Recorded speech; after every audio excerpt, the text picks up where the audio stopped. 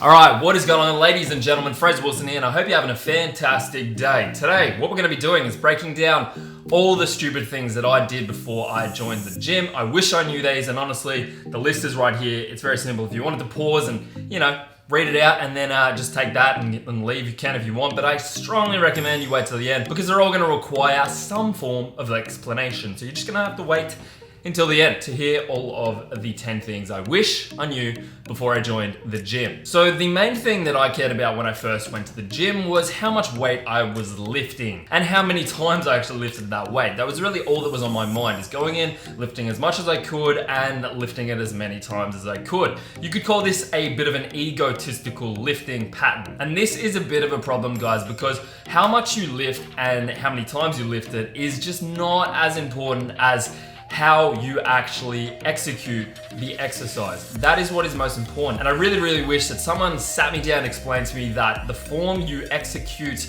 the exercise with is far more important than how much you actually lift. It's so important. It would have saved me a ton of time down the line, and I probably would have incurred a lot of injuries if I had continued on with the pattern of ego lifting. It's definitely not a pattern you want to get yourself into. Exhibit A is right here. This exercise, that is a stiff-legged deadlift, at least what I thought a stiff-legged deadlift looked like or was meant to be performed, with as much weight as you could.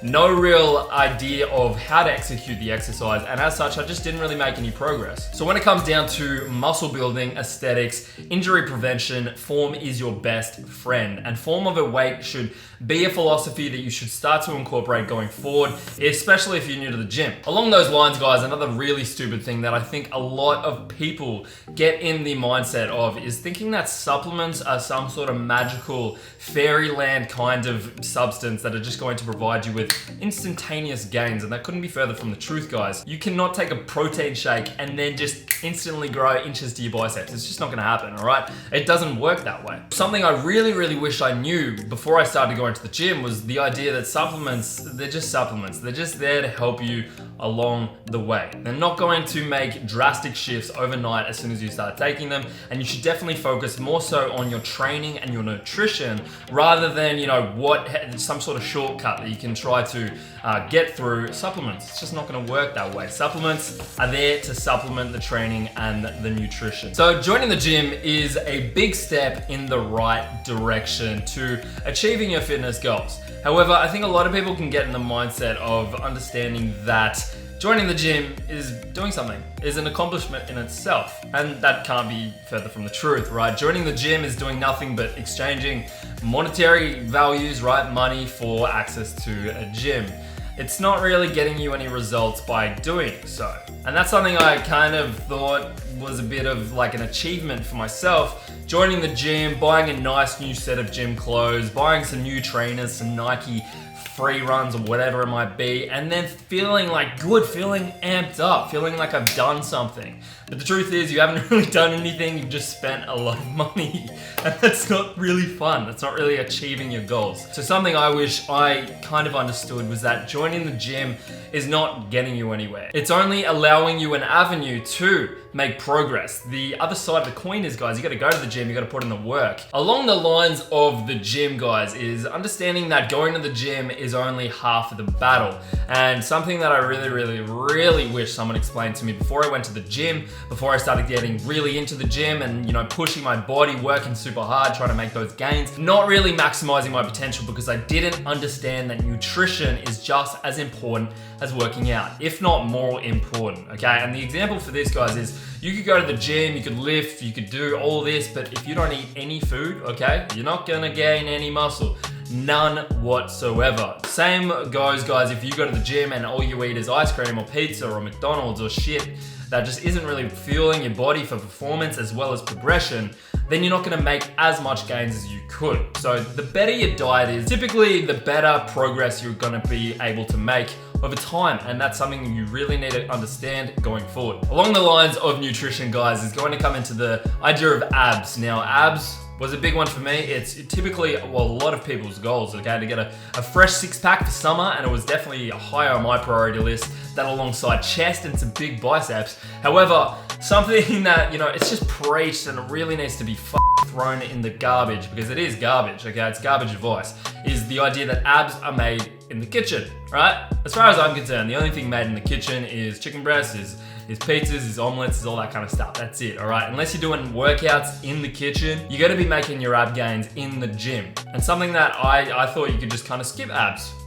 before I started going. But now that I know, and now that I've actually actively done this and trained them, 3 times per week with adequate enough intensity, I've noticed so much more improvement in the idea of this here, not training abs at all, right? Just relying purely on nutrition. And then here, training abs quite frequently, there's a pretty good significant difference. And typically the difference is gonna come into, the obliques, the serratus, just the density within your midsection, which a lot of people don't have if they do skip training abs. It's definitely not a good thing to get into, guys. So make sure you're training abs because they are made in the gym, revealed in the kitchen. Now, the first time I ever stepped into the gym, I'm sure you can probably relate to this, but what I did was head straight to the cardio equipment and straight to the machine area. And that being like the chest press, the shoulder press with the machines, the plate loaded, the leg extensions, the leg curl, the leg press with the plate load again.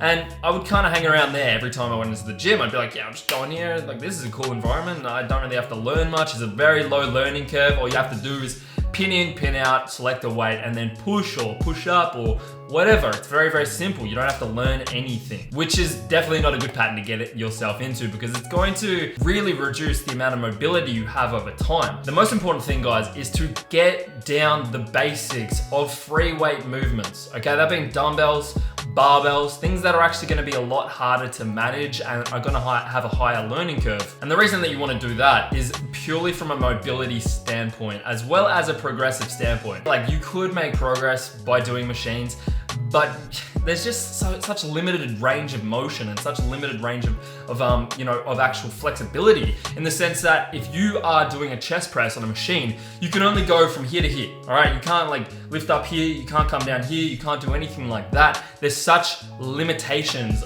pressed against you by sticking to the machines, the cardio, and all that kind of stuff. So the best thing that I wish I kind of knew, and something that I really encourage you guys to do, is get used to the free weight exercises. That being the cables, the dumbbells, and the barbells. That is going to be your 3 go-tos, and then you can incorporate machines around that, but you need to have that good basis. So I was really, really, really lucky when I started going to the gym, in the sense that the gym that I chose was a really good gym for me. I feel like if I had got in a different gym environment, I definitely maybe wouldn't have taken it as far as I have. It would have been a shitter environment, a shitter vibe, and I might not have enjoyed it as much and really pushed myself based on that. And that's so important. Something I really wish I knew when I first ever joined the gym. Because the first gym I went to, it was so commercial, it was so money oriented. You went in, you felt like you were just there to pay money to the gym, pretty much. Like, they had a full emphasis on sales. As soon as you come in, they try to get you to sign up to a contract, all that kind of stuff. And it's just a shitty environment in general. So I'm very lucky in the sense that the gym that I went to afterwards, after a couple years after that, was so freaking good. And I'm so thankful for that gym. It is absolutely incredible. And something you probably want to consider is the gym that you're actually going to. The gym you go to does matter. The people you're around do matter, 100%. And anyone who's like worked at an office environment or anything like that can attest to this, that the people you work with is much more important than the work you're doing. So going to a gym you despise, you hate, the environment, the music they're playing just sucks, the people there suck, they have an emphasis on not really caring if you get results, just making sure you stay in a contract. It's not a good environment. So if you're in that situation, try your best to get out of it and find a gym that you really like. Do some free trials here and there. They'll all have free trial programs. You can try each one out. Don't settle for one that you don't enjoy, because there's tons of options out there. Now this leads me on to a big one, because the gym I am at is very, very good, because they really don't give an absolute shit if I film. In fact, they have become like a social media gym. They've become a place where people are fully allowed, it's definitely not against the rules to take photos, to film yourself, and it's created a very nice environment where everyone's kind of on the same page. Whereas I feel like 5 years ago, if you see someone with a camera or if you see someone whip it out and take a photo, it's kind of like a bit of a judgmental, but that has changed so much with social media, and especially at the gym that I'm at. Whereas I know that a lot of the gyms that you might be going to, they'll have, they might even have signs up that say, no photos, no selfies, no, you know, no ab shots, all right? No lifting the shirt up or whatever it might be. But I would recommend trying to get comfortable filming yourself in the gym. And it's very important, even if you're just posing or taking a video of your form, because that way you can actually see how you're executing the movement. You know, it might feel good, but if you take a video and you look at it and you're like, fuck, my back is looking like an 80-year-old woman when I'm deadlifting, then you can change it. Whereas if you don't film, if you don't have anyone to critique you, filming is a good option to make sure that you're actually doing it correctly. Then also, if you film yourself posing or you take some photos of yourself, it's a good reference to look back on 1 to 2 years from now to see how much progress you made. And it's a very good feeling to go 1 year in advance, look back and go, fuck, is that what I used to look like? Now, something that's not a very good feeling, guys, is drinking alcohol. Now, before you categorize me for, you know, demonizing drinking, understand that yes, you can make progress while still, you know, having a social life, going out, drinking. But if you're binge drinking every weekend, just know that you're sacrificing a ton of progress, because this is what I did. I was under the same impression, like, yeah, as long as I'm hitting Monday to Friday, I can go out on Saturday night and have a big one, you know, Sunday morning I'll just take off, I'll rest, I'll, you know, recuperate, recover the brain cells that I've lost the night before.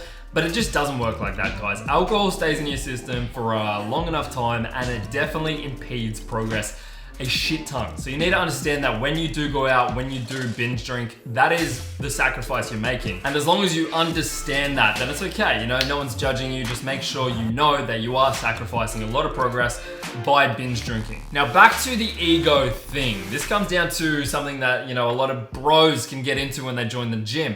And something that I wish someone explained to me, that a proper program is super duper important. Just being able to follow along a proven method to progression, because there is a more effective use of your time that you could be spending in the gym. It's very important to understand that going into the gym and doing whatever, going for a fun session, it's all well and dandy. Just being able to follow along a proven method to progression, because there is a more effective use of your time that you could be spending in the gym. It's very important to understand that going into the gym and doing whatever, going for a fun session, it's all well and dandy, but if you want to make real gains, you need to have some form of structure within your training. It's very important, right? If you go into the gym, you just hit bench press, you just hit biceps, you're gonna have some big biceps, but your body's gonna look like shit because it's not balanced. So you need that aesthetic look by creating a nice balanced routine for yourself that's geared for progression and also focuses on you and your body. With that being said, guys, I do have a transformation challenge running right now. So if you are interested in getting ready for summer, 12 weeks until it kicks off, if you want to lose fat,